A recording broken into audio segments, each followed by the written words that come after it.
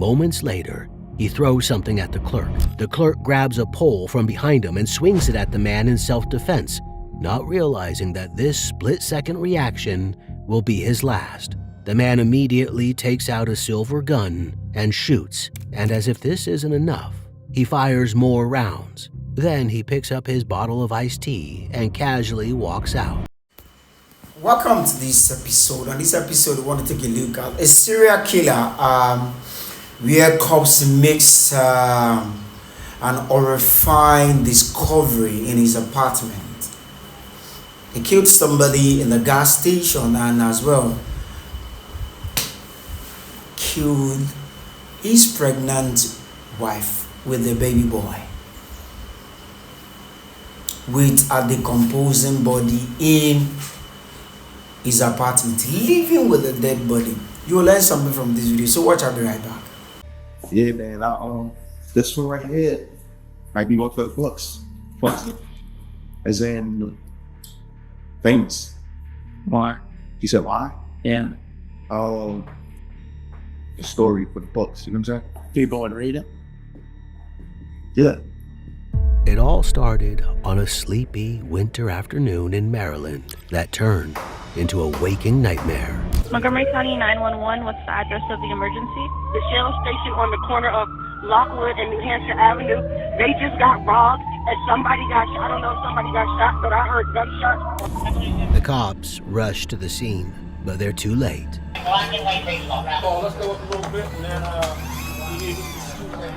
An unknown man has walked into a convenience store, taken out a gun, and fatally shot an employee. It's a seemingly random crime and an apparently isolated incident. That is, until they respond to his address. There, they'll learn something truly disturbing. You don't want to go back there if you don't have to. It's pretty bad. But he told me that he's gonna shoot him. He already told me that. An unprovoked attack and a twist no one could have seen coming.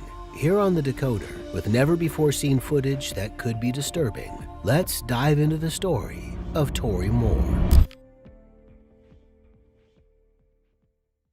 For investigators, the story officially began around 3 p.m. on Thursday, December 8, 2022, at a dash-in convenience store in the White Oak area of Montgomery County, directly across from the towering Enclave apartment complex. Staff can be seen on overhead CCTV going about their usual tasks. Just before 3 p.m., a man enters the store. He browses the shelves for a while as the clerk waits at the counter. He walks up to the counter, clutching a bottle of iced tea. Within seconds, the encounter turns hostile. In full view of the clerk, he cracks it open and takes a sip of the drink. No payment, no hesitation. With no sound, we don't know exactly what they're saying, only that tension is rising. Moments later, he throws something at the clerk. The clerk grabs a pole from behind him and swings it at the man in self-defense, not realizing that this split-second reaction will be his last. The man immediately takes out a silver gun and shoots, and as if this isn't enough, he fires more rounds. Then he picks up his bottle of iced tea and casually walks out. Within moments, multiple people call 911, including frantic staff members and passers-by. Can I give you his description while it's still in my head? Yes, go ahead. He had on khaki pants, a blue shirt with a blue do-rag covering his head with a gray hat, with a blue hoodie and then a tan coat. He walked from the gas station over across the street. He's barely breathing, but he's been shot in his chest twice. He's been shot in the heart area. I don't think. Okay, give me 1 moment, okay? What is your name? The clerk is identified as 61-year-old Ayalu Wandamu. And about how many minutes ago did this happen? This as soon as I called you, probably a minute. Is there only one person that's shot? There's only one person that's shot. Okay, and the suspect was walking away? He walked away. He walked Okay. into the Enclave apartments across the street, so I don't know where he went from there. Okay, 1 moment. The person who's bleeding, is there something you can grab, like a towel or something to put pressure on the wounds? He is dead. So he's beyond help? He is dead. At 3:06 p.m., the first responders arrive. But what they don't know is that this is only the beginning to a case that will lead to another harrowing discovery. gray hat. Where is he? Coat, locking officer down to the back. One of the suspects.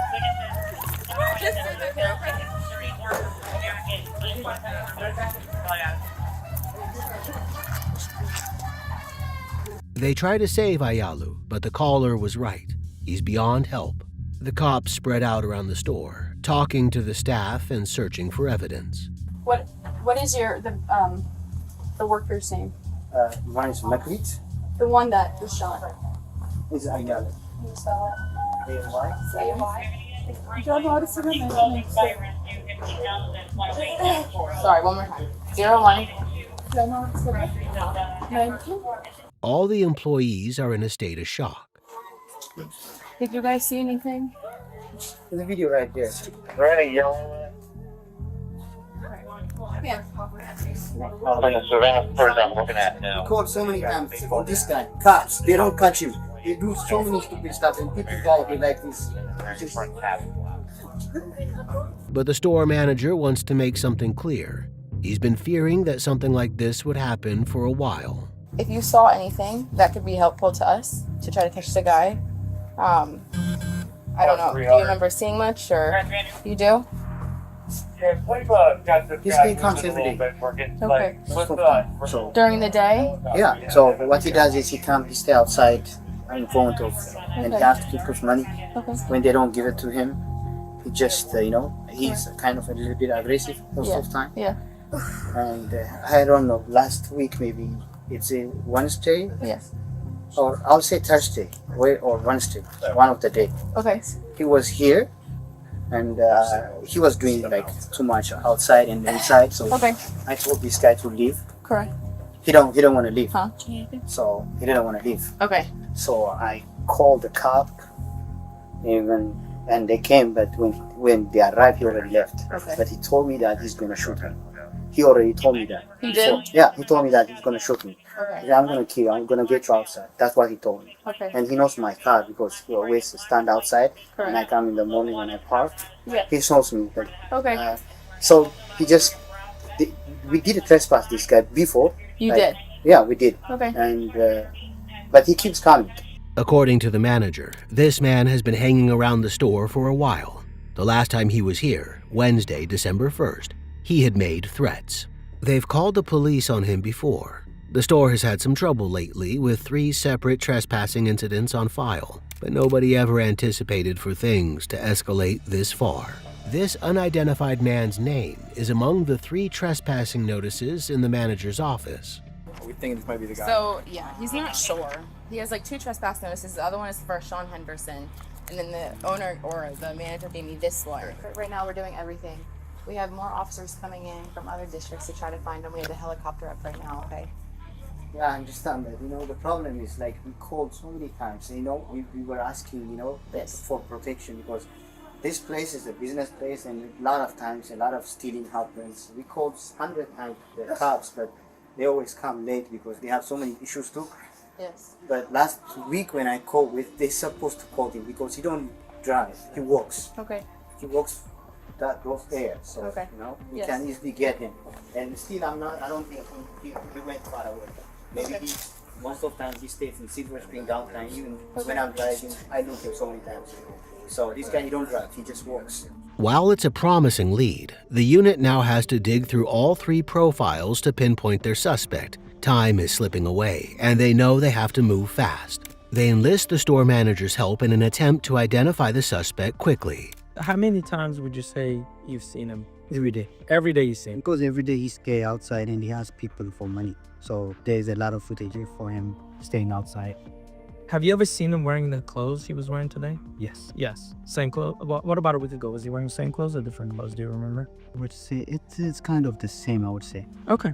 But while this man is a regular at the store, the manager doesn't know his name. He always say, I'm the king, I'm the pharaoh. That's what he used. I'm the king. Yeah, that's what he said so many times. He just, he have a kind of some belief, I think. He always, doing some shit on his hand like this.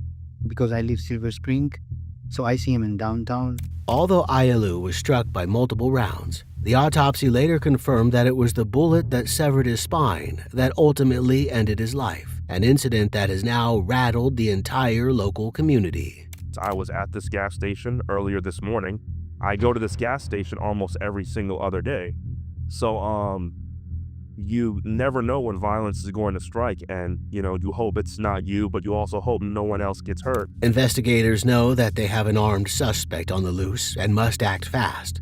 They sift through more surveillance footage and canvass the neighborhood, interviewing anyone who might hold a piece of the puzzle. The culprit is almost certainly local to the area, and the investigators are beginning to fit together certain clues. A description of the suspect. By 3 a.m. on December 9th, about 12 hours after the murder, they reach a critical breakthrough. The suspect had walked toward the Enclave, a collection of high-rise buildings right across the street. On the building's CCTV, he can be seen climbing the stairs at 3:03 p.m., just minutes after the shooting. He's calm as anything, holding his bottle of iced tea. Armed with a no-knock search warrant, the SWAT team congregate outside an apartment in the building opposite the dash-in.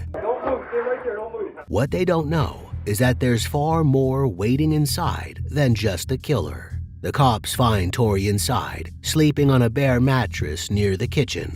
You don't want to go back there if you don't have to. It's pretty bad. I know. Why you want to sit in cold? Alright, we're here. You should eat. Grab a seat, my friend. We'll close it though. Just grab a seat, my friend. Actually.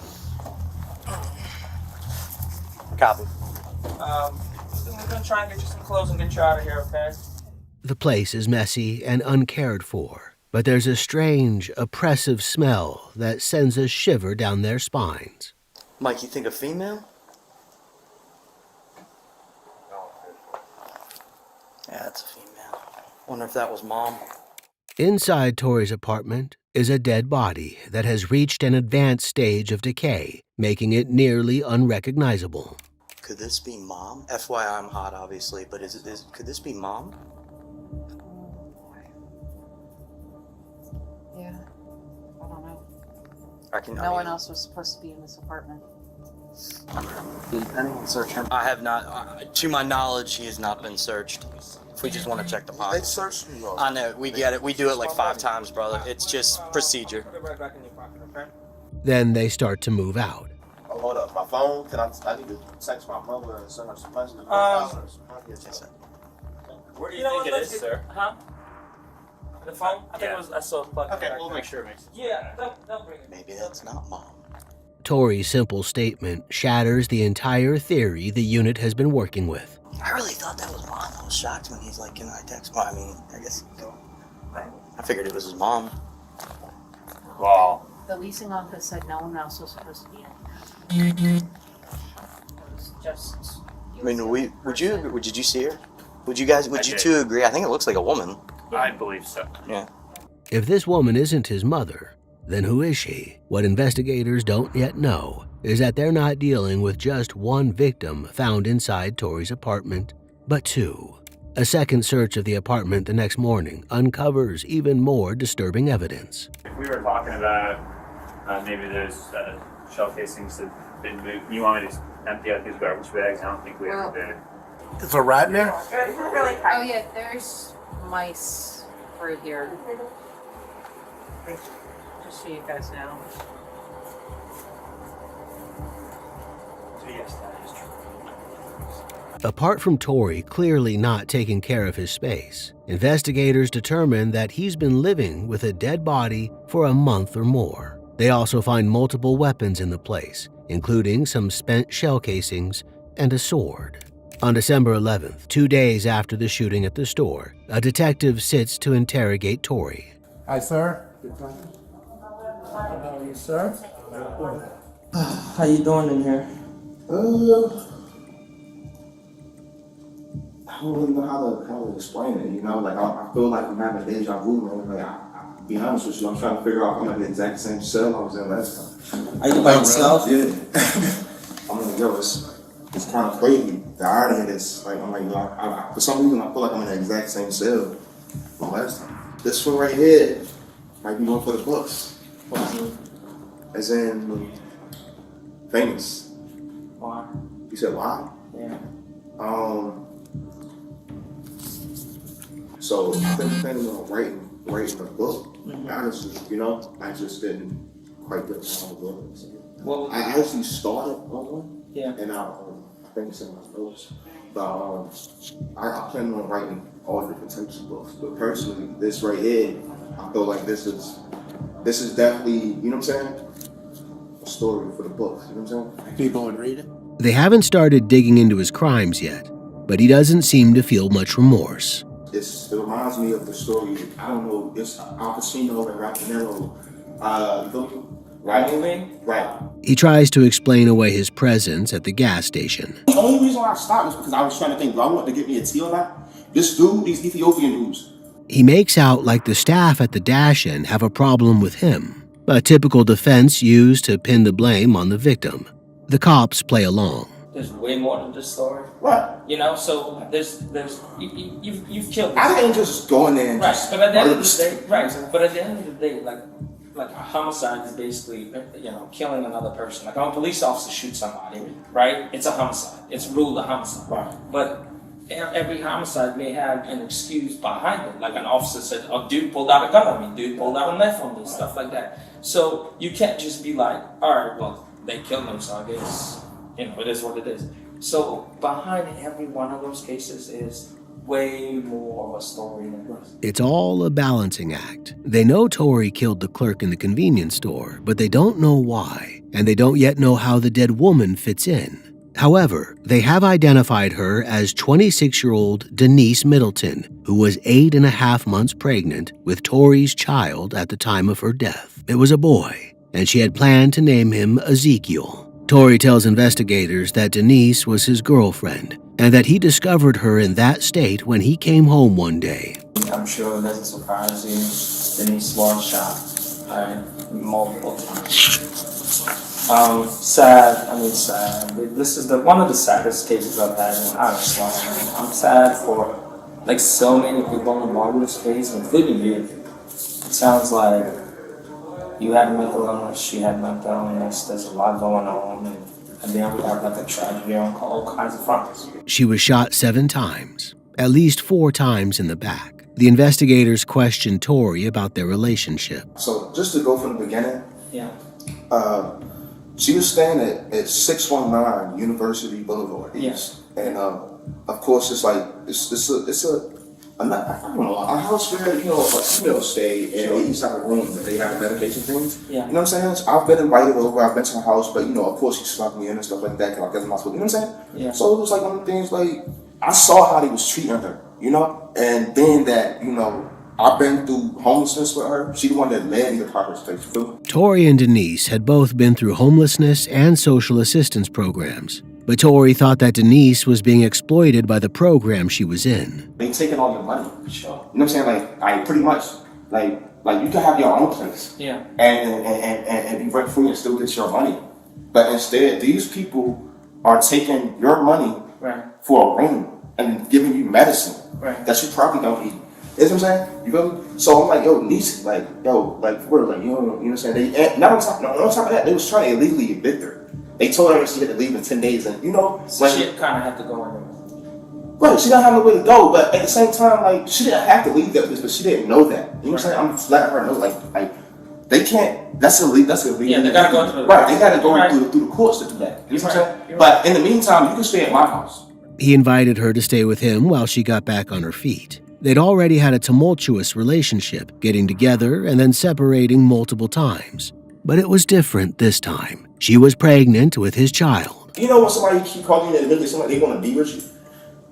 So it was kind of like shaking my soul a little bit, like, yo, like, you know, personally, like, I feel like, you know, you want to come home. Yeah. And, you know, but you're nervous, but I'm the only one that, you know, you got, like, ain't nobody else trying to get her home. Right. Like her pops, her sister, nobody else cares. I know. You know, so it's like, I sent her a bus ticket and an Uber back.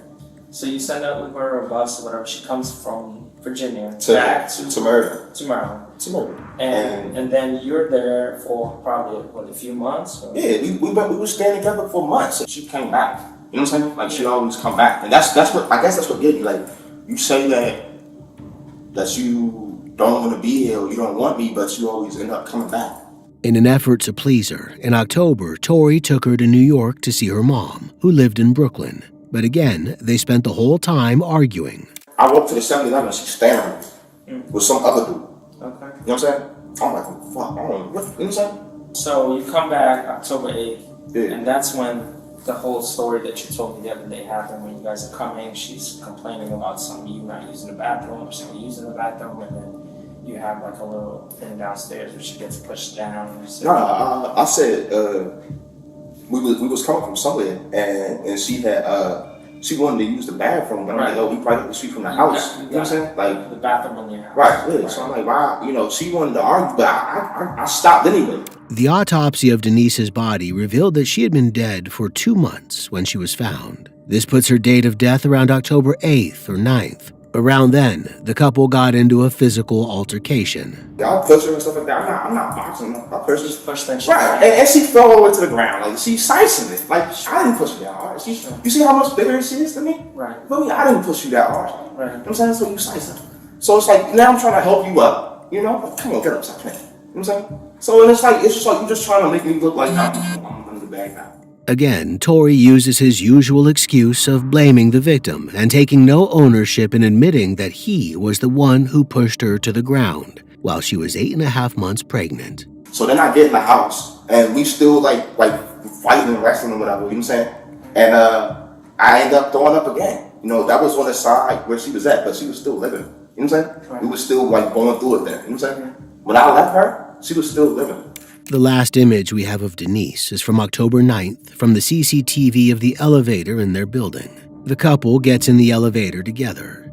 Tory prevents other residents from joining them, while Denise just stands quietly in the corner. When they're alone, she moves away from him, and she appears to be wiping away tears. She follows him slowly, begrudgingly out of the elevator, and we never see her again. And yet, it's what Tory has done in these 2 months that will leave the investigators and the entire community reeling. For now, they need to uncover the reason behind it all. Why had he gone on such a deadly rampage? And the answers won't come in easy. I mean, that's where I think it's the most important part of the story. And I understand why you may not want to tell us. But because I think you, A, have to admit it to yourself, and B, it's a tough thing to do. But like I told you the first time I met you, you seem just like a good dude. You seem spiritual. And at the end of the day, people are going to look at the story and they're going to think, like, I'm just trying to be as objective as I can. People are going to think you did it. And they're going to be like, was he remorseful about that? Because just like with this thing at the store, there was an explanation. They're whacking you with a pole, right? Yeah. Like you said, there's only so much you can take. You're not an animal. You come in there trying to get a nice tea, they're whacking you with a pole. For nothing. This is some store policy. What the heck's going on, right? So you see how you could go from, oh, they just robbed the store for iced tea, shot the club, to, oh man, there's a lot more to the story. Just like that, with her, I think there's so much to this story. The cops have him dead to rights on killing Ayalu at the gas station. He did it on camera, after all. For the sake of the investigation, they're willing to empathize with him to have him spill the truth. But it's the killing of Denise that they're trying to get him to admit to, and he won't budge that easy. Let's say she survived. Let's say you shot her and she survived. She would have been like, it's okay, like I attacked him, whatever. But she's not here to tell us this side of the story. You only here. And we're just trying to appeal to the bottom, to you as a good person. I mean, to be honest with you, I would have wanted her to die or nothing like that. That's not shot her, you know what I'm saying? Of course not. I don't think you meant for any of this to happen. The investigators are intent on building that special rapport. You love her unconditionally. She's pregnant with your baby, for God's sake. Maybe my baby. Let's assume it's your baby, because you guys are together. So whether you're the biological father or not the biological father, when that baby's born, you're the father. So it takes more to be a father than just a sperm touching an egg, right? And you're a good guy where you're willing to take that responsibility and stand up and be the father for that child, so that child you can mold the boy to be your running buddy, you know, because that's what every guy wants, is a boy to be a running buddy. Because the baby was going to be a boy. I know. Okay, let me finish. And when you're in Virginia with her, what does she do? You know, you're taking her on vacation in Virginia to show her places, because that's what good people do for their women. And then, like that, she turns on you for whatever reason and is like, let's go home. They point to the couple's history of arguments as a possible reason for Denise's murder, that maybe Tory just couldn't take it anymore. He snapped. Things, you go to New York, same thing. You're trying to show her a good time, trying to show her the better things in life, because for whatever reason, until meeting you, she wasn't experiencing that. We spoke to her family, and her family was like, you know, you've been mistreated by people, not you, but by like past boyfriends. And her father told me that she kept telling him, okay, I don't know if you met her dad, but she kept telling him how much she loved you. You get back to Silver Spring, and then the cycle starts again, where she's turning on you, and then the argument becomes physical, and you guys start fighting and whatnot. What happened upstairs in the apartment is a tragedy. And it takes a big person to be able to accept responsibility. And the bottom line, I'm going to say flat out, you shot her. And when you shot her, that made you sick to your stomach. No, that's not what happened. That's not exactly what happened at all. They're referring to an incident when he was first arrested. He threw up in the police station. I already threw up. I promise. You know me. I didn't shoot her. Like, we was fighting, and I told her, like, she had already saw me getting sick. You know what I'm saying? I got sick on the bus, or before we got on the bus. I threw up on my slippers or whatever I was wearing. I threw No matter when you throw up. And then I threw up more than once, is what I'm trying to tell you. And we just let evidence. They're gonna say the showcasings are the same. Your DNA. We just got it, so we're gonna get it done in 2-3 hours. They're gonna say the DNA is the same on both showcasings. So for us, do we need some kind of explanation? No, we really don't. But for you, I think for you, it is so important, just like you explain your stuff in the story. If we didn't have the video, let's say we didn't have the video. Can you imagine? You think the store people would have told us they were whacking you with it? No. They keep drawing comparisons between the shooting in the store and the murder of Denise. Investigators try everything to get him to spill the reason, hoping that there's an explanation for what happened in the store. But Tory's trying to present alternate explanations. So y'all see that she got like restraining orders. She had reported her house being like. Imagine this, right? So imagine I'm dealing with Denise, right? But the whole time I'm dealing with her, I'm asking her questions like, "Yo, Denise, what's going on?" Like, and you acting weird. So like, maybe you gotta look at it like this. Like, I bet ask her stuff like this. Like, is anybody following you? Like, are you running from somebody and you just don't want to tell me, or what's going on? It's the same gun, more than likely, because I found that gun on my bed when I got home. Right, that's what I'm saying. Somebody obviously either left it there so because they didn't want to have it, or they was trying to frame it. Are we being recorded? Are you in there? We gonna be recorded? Yeah. Okay. We have to. No, it's all right. That's all right. It's a new. I just wanted to be sure. No, and I don't want to lie to you. It's a new law we have that for all murders and homicides we have to report. Okay. So we can't say, all right, well, I'm saying he said that and you guys said that. Right. So we're just trying to be fair to you, but I don't want to lie to you. Yeah. So I mean, that being said, man. I don't want to sit here and I don't like to give people sob stories because like I said, I'm a man. You know what I'm saying? And I personally, I'm other than you. Please tell us, Mr. Moore. I'm asking you as a person, if something went down between you and her and there's a good explanation for this, just like there's a good explanation at the store, please, Mr. Moore, tell us. It's important. Please, it's important for all of us. It's important for you. It's important for her. It's important for the baby that died, man. It's so important, please. But they've gone a step too far. I think I should wait for a lawyer to tell me what I should do, you know, because I'm not going to let you tell your story.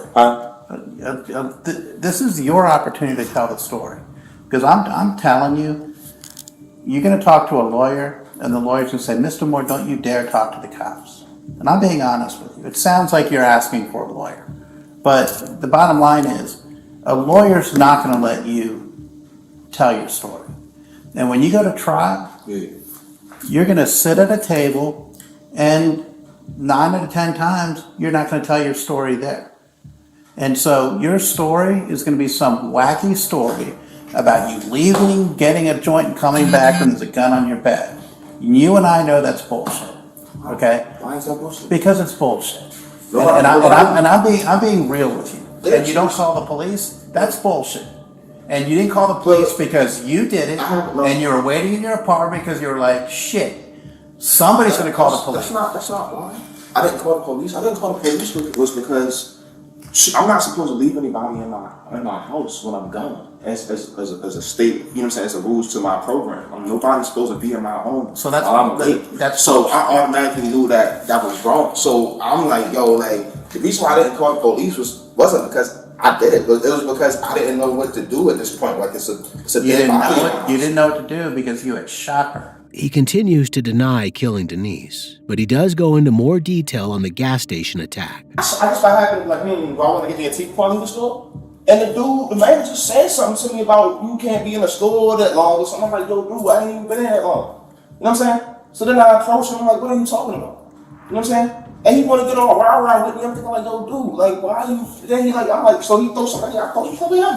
You know what I'm saying? But it's like, yo, at that point, I didn't pick up nothing. He didn't, you know what I'm saying? So it's like, yo, I can let that be. You know what I'm saying? You threw a couple things at you. I can live with that. You know what I'm saying? But then this dude pick up a pole and hit me with it.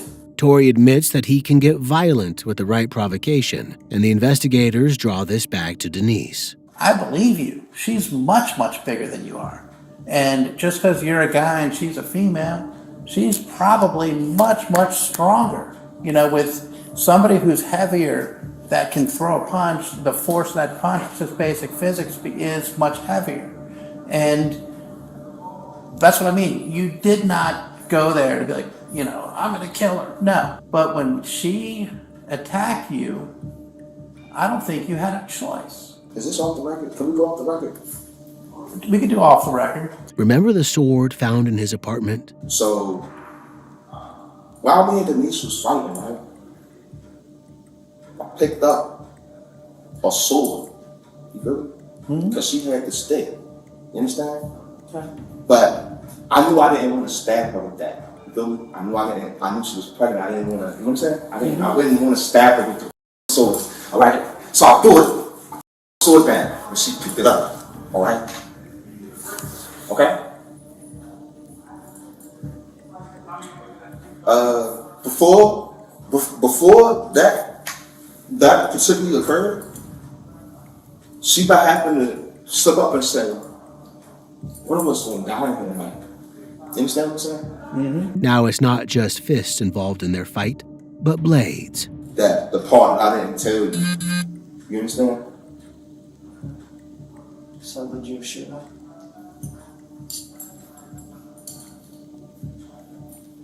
That's off the record. It's between me and you. Like, just us. Just us.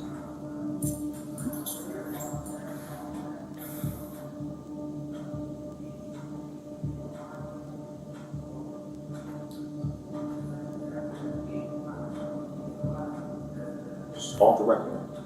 Because if we say it's off the record, that means, and then go to court, and that means that's that entrapment. It means it's off the record. Entrapment is when I like plan some stuff on you or something, or make you do something. So what is it when you tell somebody something's off the record, and then you put it on the Don't worry about off the record. We're there. Huh? We're at that point now. What point? Meaning, You're either going to tell us or you're either going to tell us or not, because he turned off the recorder. Yeah. Okay. You shot her. There's no cameras in here. You're either going to tell us or not, man. You shot her.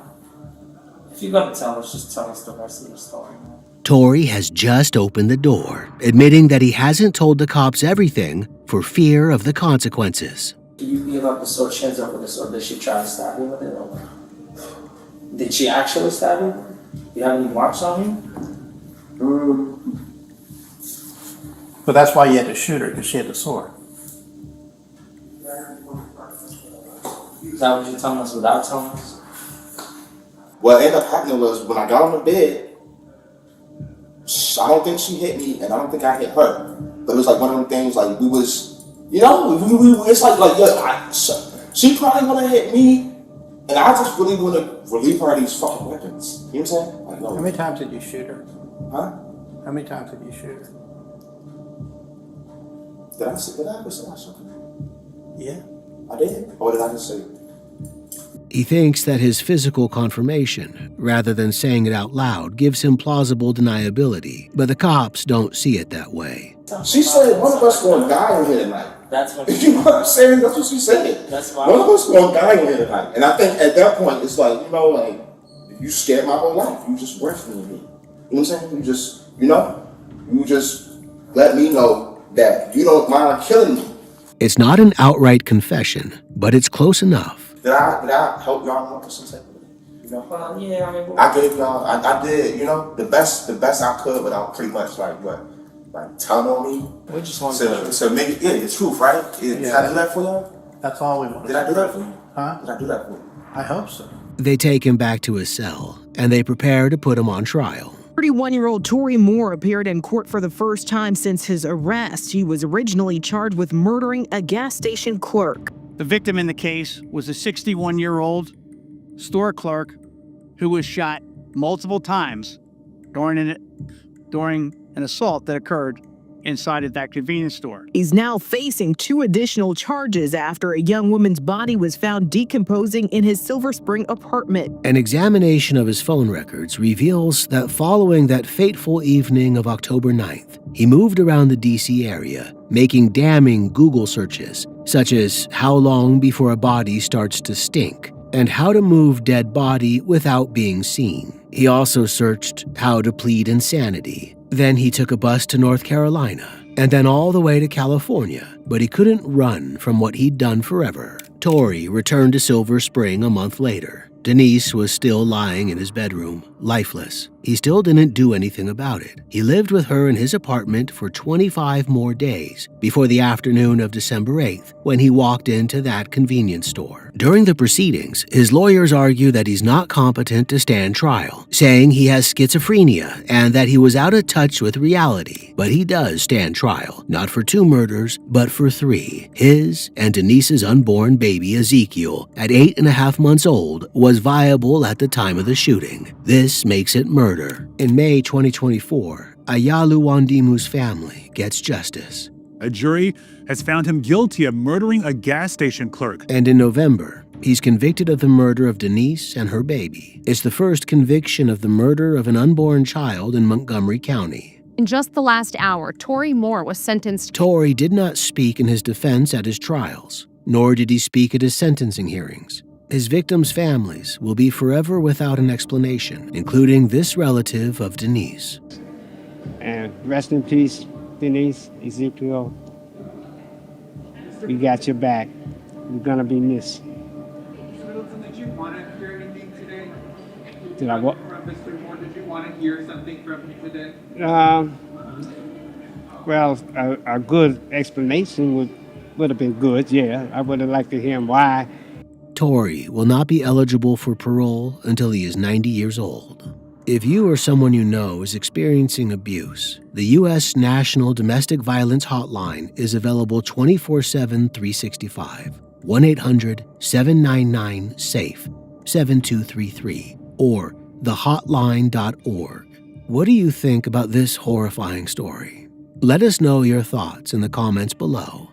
Until next time, stay safe, keep up with our channel, and we will see you very soon on The Decoder.